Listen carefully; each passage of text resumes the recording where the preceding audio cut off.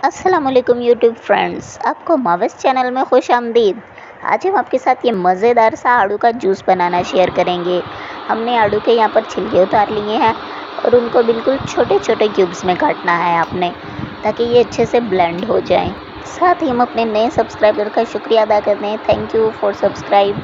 और जो नए देख रहे हैं वो भी हमारे चैनल को सब्सक्राइब करें।